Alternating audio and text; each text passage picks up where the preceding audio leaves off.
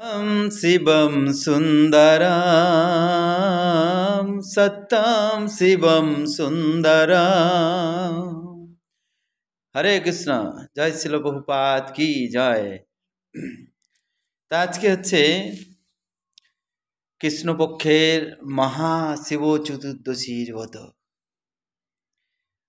তো এই মহাশিব চতুর্দশীর ব্রত শিবরাত্রি বার বলে, শিবরাত্রি। তো আপনারা সকলেই শিবজিকে সন্তুষ্ট করার জন্য শিব চতুর্দশীর ব্রত আপনারা করতে পারেন। এবং এই ব্রত বাচ্চা বুড়ো সবাইয়ের জন্য, সবাইয়ের জন্য। তো এই ব্রত যদি কেউ করে, শিবজির কাছ থেকে দুই রকমভাবে কৃপা পাওয়া যায়। এক হচ্ছে কপট কৃপা, আর এক হচ্ছে অকপট কৃপা। তো সেই জন্য শিবজির কাছ থেকে দুরকম যেহেতু কৃপা পাওয়া যায়, এক হচ্ছে কপট কৃপা আর এক হচ্ছে নিষ্কপট কৃপা। তো সেই জন্য কপট কৃপা হচ্ছে মানে জাগতিক কৃপা, যেটা ক্ষণেকের। আর নিষ্কপট কৃপা মানে ভগবানকে লাভ করার মতন কৃপা। তো সেই জন্য আমরা যদি এই শিব চতুর্দশীর ব্রত করি এবং শিবজিকে সন্তুষ্ট করার চেষ্টা করি, তা শিবজি শাস্ত্রে বলা আছে যে বৈষ্ণবানাং যথাসম্ভ। আমি তো কি বলে মুখে বৈষ্ণব, কিন্তু শিবজি হচ্ছেন, ভোলানাথ হচ্ছেন বৈষ্ণবের মুকুটমণি, বৈষ্ণবের চূড়ামণি, পরম বৈষ্ণব। তো সেই জন্য সেই পরম বৈষ্ণব শিবজির চরণ কমলে কেউ যদি প্রার্থনা করে, এবং এটা 4 প্রহরে অভিষেক করার বিধান আছে, তা আপনারা চেষ্টা করুন শিবজিকে খুশি করার।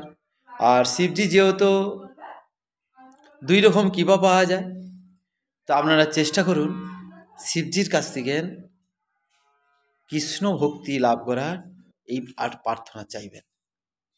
তো যেহেতু শিবজি হচ্ছেন বৈষ্ণবদের কর্তা, তো সেই জন্য শিবজির কাছে কৃষ্ণ প্রেম ভক্তি আছে।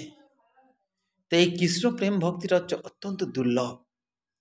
তো কৃপা করে আপনারা সকলে এই শিব চতুর্দশীর ব্রত পালন করুন। করে আপনারা শিবজির প্রার্থনা লাভ করুন। শিবজিকে বিভিন্ন রকমভাবে অভিষেক করার কথা বলা আছে বিভিন্ন শাস্ত্রে।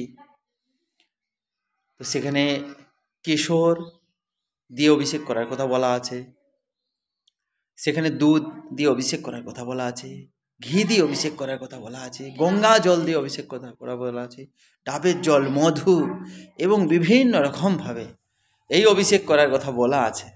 তা আপনারা যে যেমনভাবে পারবেন অভিষেক করে সন্তুষ্ট করুন।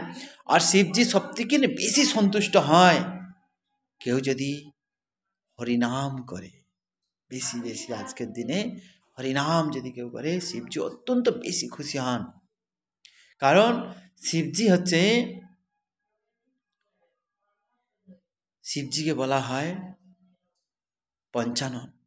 তার 5টা মাথা আর 5টা মুখে তিনি ভগবানের নাম করেন। পঞ্চমুখে রাম নাম গানটি মুরারি, পঞ্চমুখে রাম নাম গানটি মুরারি। তো ভোলানাথ পঞ্চমুখে রাম নাম গান। তো সেই জন্য এই ভগবানের নাম যদি কেউ করে, তাহলে শিবজি অত্যন্ত বেশি তার প্রতি খুশি হয়।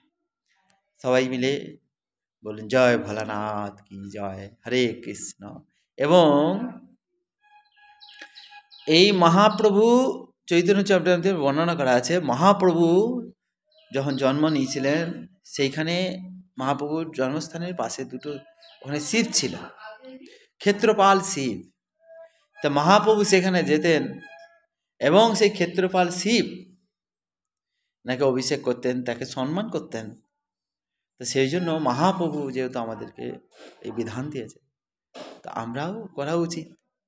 যেহেতু মহাপ্রভু স্বয়ং ভগবান এবং যে পঞ্চতত্ত্ব তার মধ্যে হচ্ছে শ্রী অদ্বৈত আচার্যদেব আছেন। হ্যাঁ, অদ্বৈত আচার্যদেবের দেখছেন না, আমার কত বড় বড় দাড়ি আছে দেখবেন পঞ্চতত্ত্বয়। অদ্বৈত আচার্যদেব বড় বড় দাড়ি। দাড়ি মানে কি? দাড়িটা কেন করেছেন? কারণ ওনারা ছদ্মবেশে আছেন, তার জন্য উনি দাড়ি রেখেছেন, যাতে ধরতে না পারে, আমাদেরকে চিনতে না পারে। তো সেই জন্য এই ভোলানাথ এখন কলিযুগে মহাপ্রভুর সঙ্গে রয়েছেন ছদ্মবেশে। তো সেখানে আপনারা বেশি বেশি করে হরিনাম জপ করুন, ভোলানাথ খুশি হবে। আর ভোলানাথ আরেক নাম হচ্ছে আশুতোষ, অল্পতে সন্তুষ্ট। হরে কৃষ্ণ।